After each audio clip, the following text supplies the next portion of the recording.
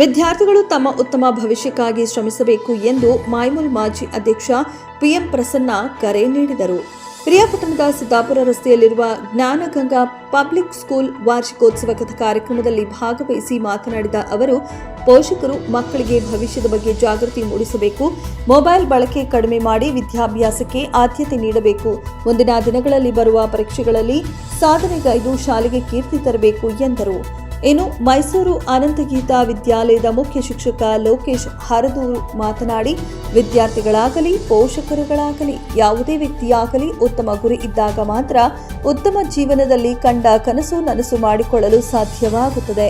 Jnanaganga public school ಸಂಸ್ಥಾಪಕ doctor Krishna ಅವರು ಕಳೆದ 30 ವರ್ಷಗಳಿಂದ ಸೇವಾ ಮನೋಭಾವನೆ ಇಟ್ಟುಕೊಂಡು ಗ್ರಾಮಾಂತರ ಪ್ರದೇಶದ ಸಾವಿರಾರು ವಿದ್ಯಾರ್ಥಿಗಳಿಗೆ ಶಿಕ್ಷಣ ನೀಡುತ್ತಾ ಬಂದಿದ್ದಾರೆ.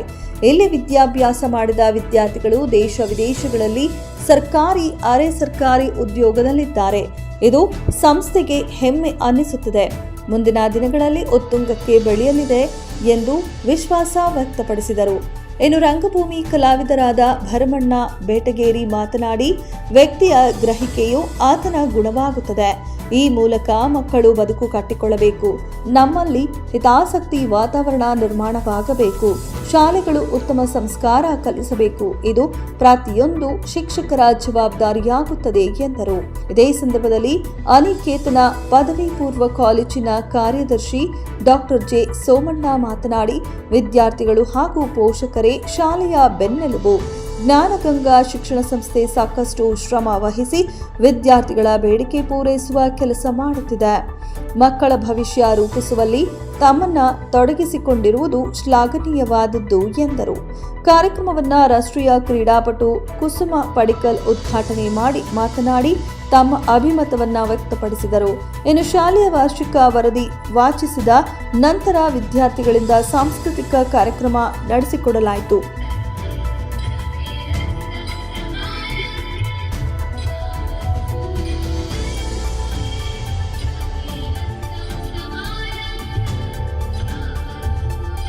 ಪ್ರೇಮದಿಂದಲಿ ಸಲಹು ಮಾತೆ, ನೀಡು ಸನ್ಮತಿ ಸೌಖ್ಯದಾತೆ, ಒಳ್ಳೆ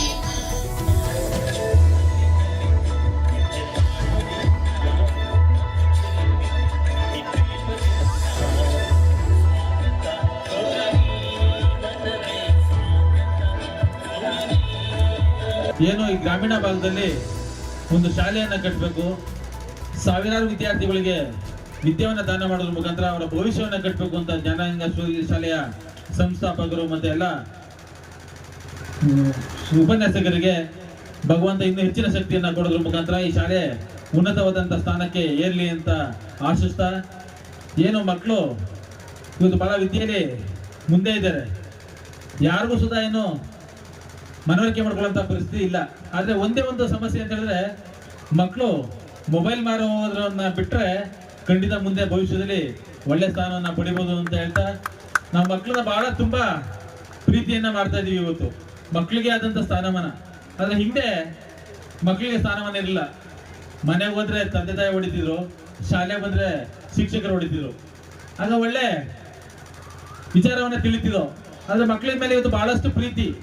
ಬಿಲ್ಲಿನಿಂದ ಬಾಣವಾಗಿ ಹೊರಟಿಹನು ನಾನು, ಆದರೂ ಗುರಿ ಮುಟ್ಟಲಿಲ್ಲ.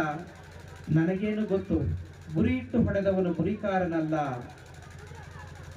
ಯಾವತ್ತೂ ಕೂಡ ವಿದ್ಯಾರ್ಥಿಯೇ ಆಗಲಿ, ಪೋಷಕರೇ ಆಗಲಿ, ಯಾವುದೇ ಒಬ್ಬ ವ್ಯಕ್ತಿ ಆಗಲಿ, ಆತನಿಗೆ ಉತ್ತಮವಾದಂಥ ಗುರಿ ಇರಬೇಕು.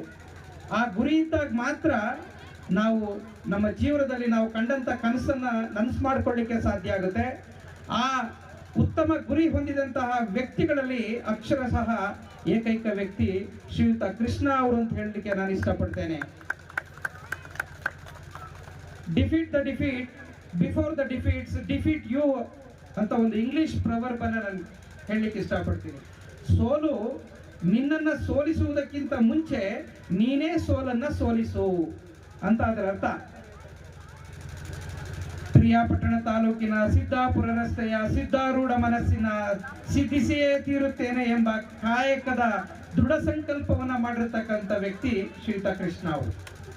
ಇಂಥವ್ರಿಗೆ ನಿಮ್ಮ ಬೆಂಬಲ ಇರಲೇಬೇಕು.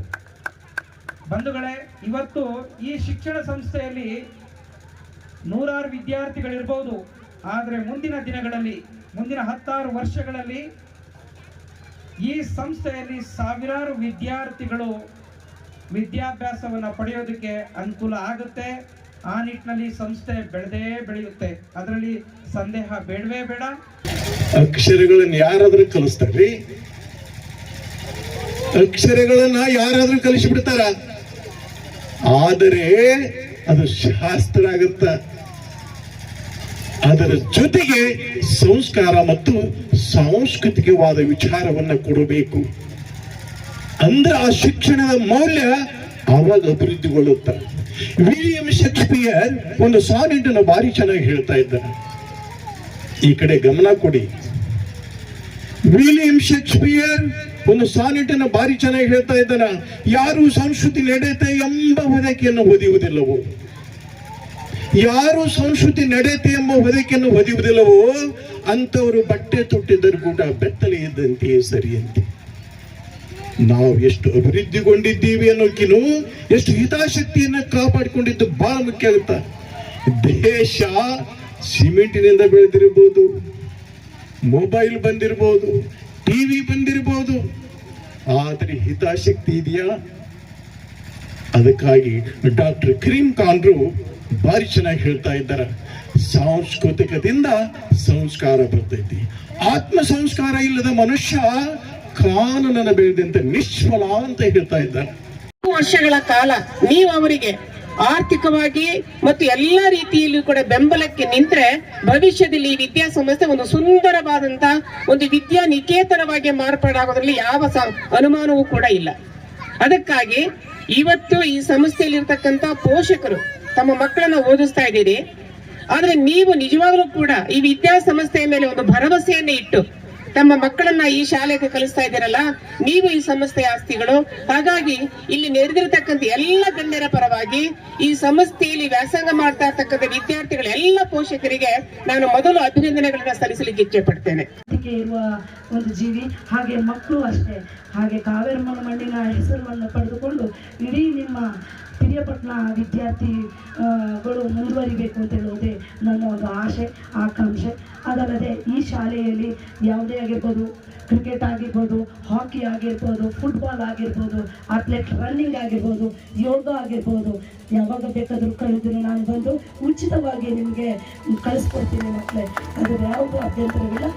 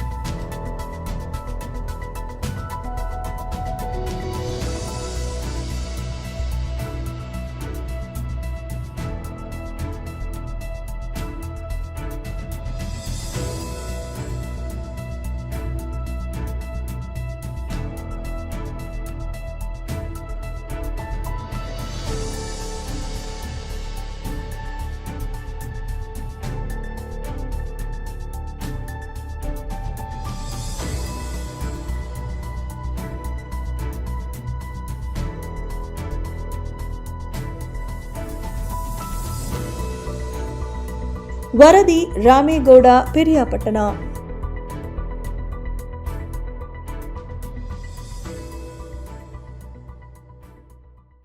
ಮೆಂಡು ನ್ಯೂಸ್ ನೆಟ್ವರ್ಕ್, ಸತ್ಯದ ಕನ್ನಡಿ.